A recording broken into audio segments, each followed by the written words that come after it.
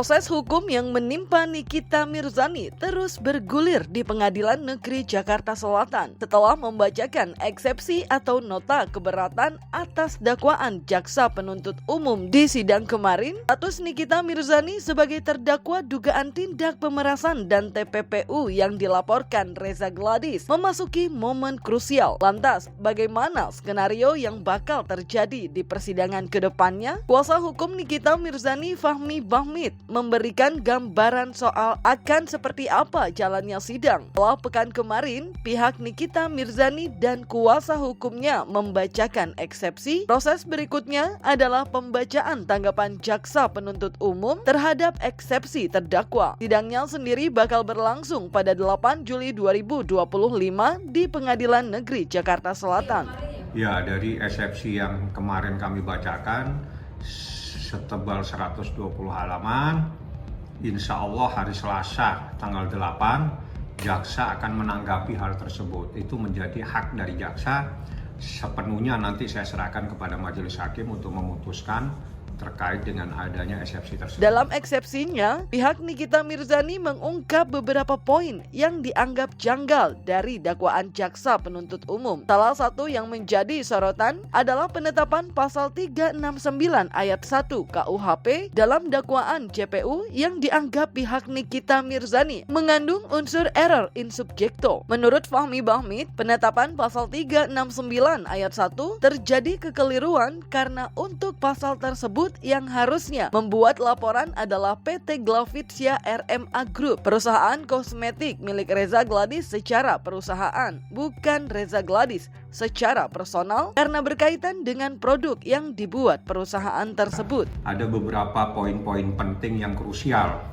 yang harus saya sampaikan terkait pasal 369 ayat 1 KUH pidana, di mana pasal tersebut ternyata adalah delik aduan dan tidak bisa sembarang orang merubah pasal tanpa adanya sebuah pengaduan dari korban seperti itu.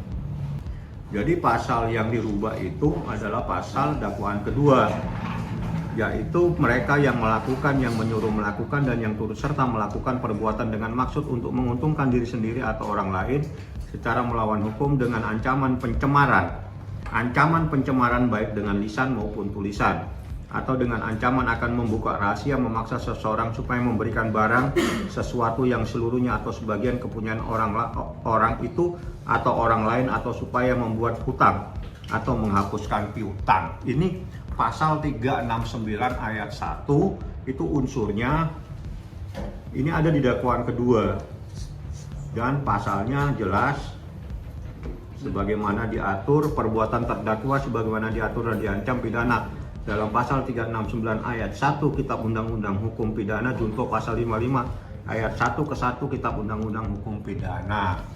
Nah, dengan adanya dakwaan yang saya bacakan, maka pasal 368 tentang pemerasan itu dihapuskan oleh jaksa penuntut umum, sehingga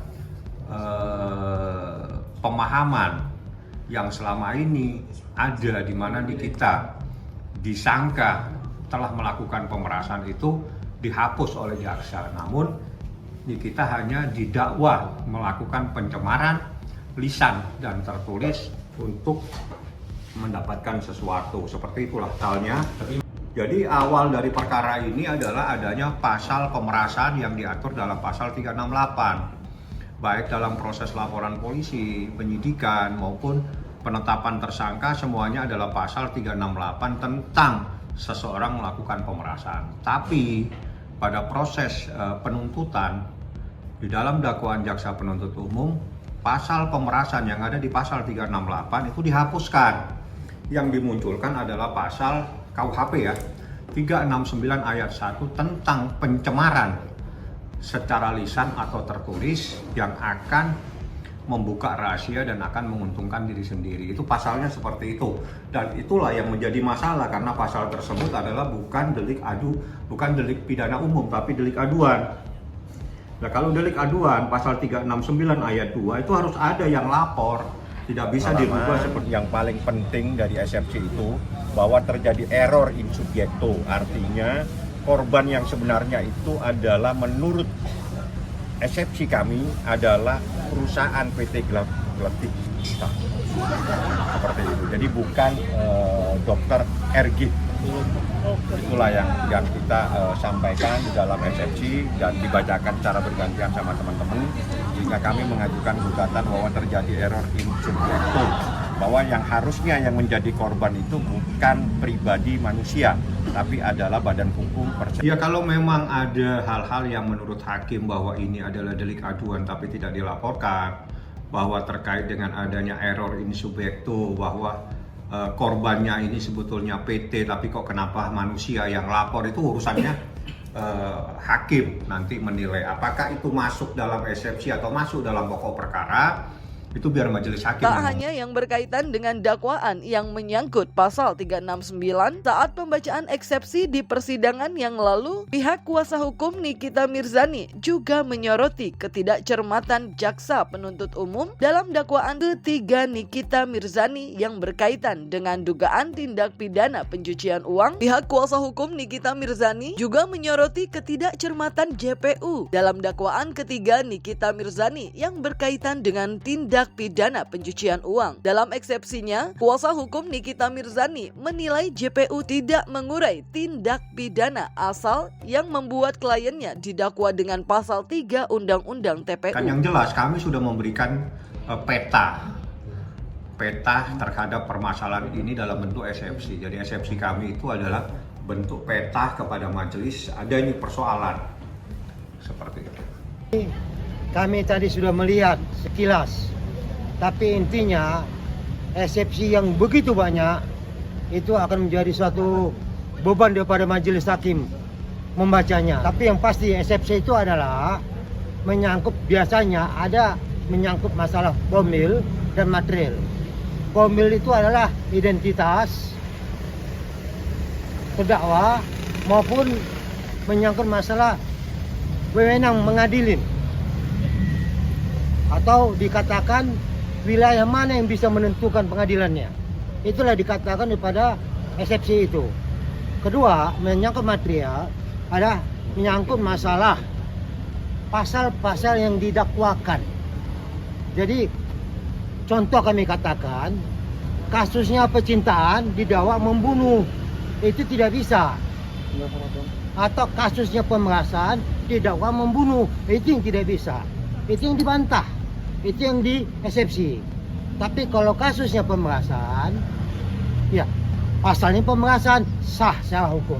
Tapi terserah pada majelis hakim untuk memastikannya, untuk memutuskannya. Selain pasal 369 yang dianggap error in subjecto dan ketidakcermatan JPU soal dakwaan TPPU, dalam eksepsinya kemarin pihak Nikita juga meminta majelis hakim mempertimbangkan gugatan perdata terkait dugaan wan prestasi yang dibuat Nikita Mirzani terhadap Reza Gladys. Menurut pendapatnya, majelis hakim harus menunda proses pidana terhadap Nikita karena hal tersebut berkaitan dengan gugatan yang juga sedang bergulir di Pengadilan Negeri Jakarta Selatan.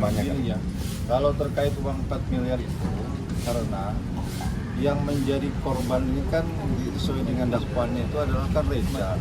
Reza itu korban daripada uang sebesar 4 miliar. Nah, sementara di perdata juga terkait daripada objeknya juga kan sama, terkait uang juga kan, uang 4 miliar juga. Termasuk daripada subjeknya juga kan sama, di mana terdakwa Nikita Mirzani sebagai penggugat 1 dan Ismail Marzuki sebagai penggugat 2. Selanjutnya terdakwa tergugat satunya adalah RG, dan tergugat 2-nya adalah Ataubi Maufid.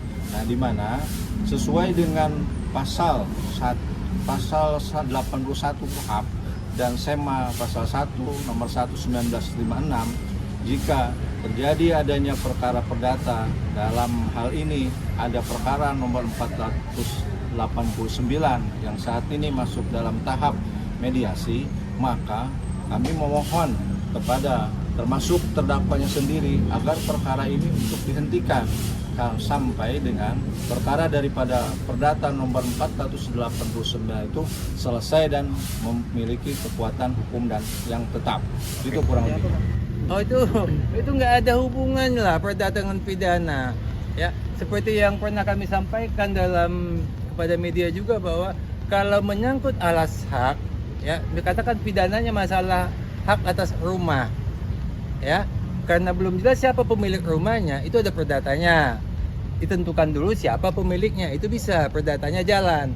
Setelah perdatanya jalan baru pidananya. Jadi pidana ditunda karena perdata ada alas hak atas tanah tersebut. Tapi kalau dalam hal ini tidak ada kaitannya ini pidana dengan konvestasinya. So konvestasinya juga tadi saya katakan istrinya juga halusinasi semua. Jadi masa halusinasi bisa menghambat pidana, ya enggak masuk di akal juga lah. Ya, jadi kalau menyangkut masalah permintaan, permohonan, silakan saja, monggo. Masalah dikabulkan tergantung majelis hakim. Maka dari itu, putusan sela yang akan dibacakan majelis hakim dalam sidang selanjutnya menjadi salah satu momen krusial dari proses hukum yang kini dijalani Nikita Mirzani. Apakah 11 poin keberatan pihak Nikita Mirzani yang dimuat dalam 120 halaman akan mendapat angin segar atau justru ketiga dakwaan jaksa penuntut umum yang ditetapkan pada Nikita Mirzani bakal berjalan seluruhnya di proses pengadilan? Jadi prosesnya nanti itu tanggapan jaksa hari Selasa. Setelah itu Selasa depannya lagi, berarti tanggal 15. Insya Allah tanggal 15 itu adalah putusan sela. Putusan sela itu loh putusan sebelum masuk pokok perkara, di mana hakim akan memutuskan eksepsi ini diterima atau tidak dapat diterima. Itu insya Allah pada tanggal 15 hari Selasa depan. Itu proses hukum. Kita lihat saja nanti putusan selanya seperti apa. Kalau putusan selanya menyatakan bahwa perkaranya lanjut, ya nanti yang akan menghadirkan saksi bukan kami, tapi adalah jaksa penuntut umum.